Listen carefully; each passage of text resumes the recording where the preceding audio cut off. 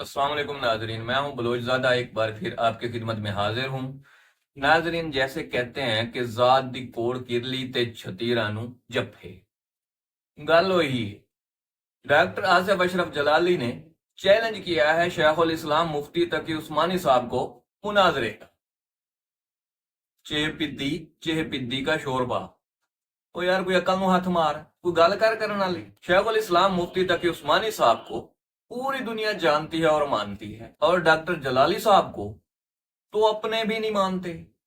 وہ تو بیچارے اپنے مفتیوں کے فتووں کی زد میں ہیں۔ پہلے وہ اپنے مفتیوں سے تو جان چھڑا لیں، مفتی تقی عثمانی صاحب ان کے بس کی بات نہیں ہے۔ ڈاکٹر جلالی صاحب نے ایک کتاب لکھی کہ صلاۃ و سلام پر اعتراض آخر کیوں۔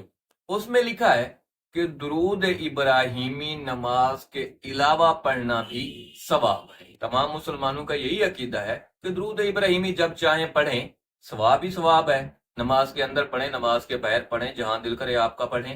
اسی بات کے حوالے سے اگر ہم دیکھیں تو ڈاکٹر صاحب اپنے ہی مفتیوں کے فتووں کی زد میں آتے ہیں۔ بریلوی مجدد شفیع اکاڑوی نے اپنی کتاب راہ حق میں لکھا ہے کہ درود ابراہیمی صرف نماز کے لیے ہی خاص ہے، اور بریلوی مفتی اعظم پاکستان مفتی اقتدار نعیمی نے اپنی کتاب تنقیدات اعلی مطبوعات میں لکھا ہے کہ درود ابراہیمی نماز کے علاوہ پڑھنا مکروہ اور ناجائز ہے، اور آگے اسی کتاب میں لکھتا ہے کہ بیرون نماز یہ درود شریف ناقص ہے، استغفر اللہ، کیونکہ اس میں سلام نہیں ہے، اور سلام کے بغیر درود شریف پڑھنا حکم قرآنی کے خلاف ہے، اس لیے مکروہ تحریمی ہے۔ آگے لکھتا ہے کہ تمام دلائل سے صاف واضح ثابت ہوا کہ درود ابراہیمی نماز سے باہر پڑھنا ممنوع ہے، کیونکہ یہ حکم الہی کے خلاف ہے۔ اگر اب بھی اتنے صاف دلائل کے ہوتے ہوئے وہابی حضرات ضد کریں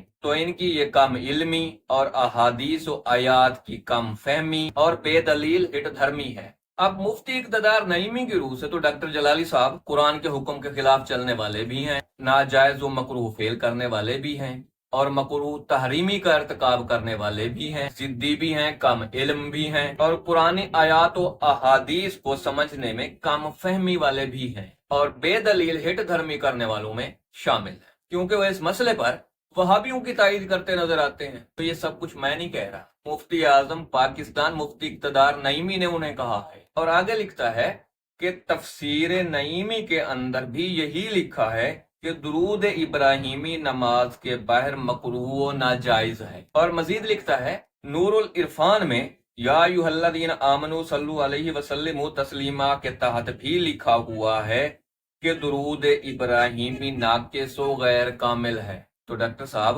آپ پہلے اپنی جان اپنے مفتیوں سے چھڑائی، پہلے گھر بیٹھے اپنا فیصلہ کر لیں کہ سچا کون ہے، جھوٹا کون ہے، اور مفتی تقی عثمانی صاحب کی بات بعد میں کر لینا۔